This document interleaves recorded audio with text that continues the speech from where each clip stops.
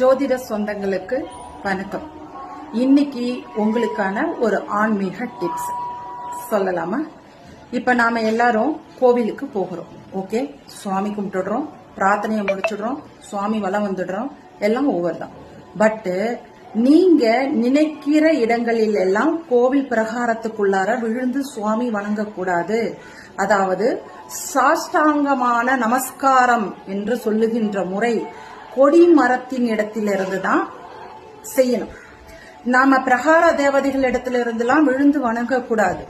சாஷ்டாங்கமான நமஸ்காரம் என்பது அந்த கோவிலினுடைய மூலவர் தெய்வம் யாரோ அவருக்கு முன்னாடி வச்சிருக்கக்கூடிய கொடிமரத்துல இருக்கக்கூடிய விநாயக பெருமானுக்கு முன்னாடி நின்றுதான் நீங்க அந்த நமஸ்காரத்தை செய்யணும்.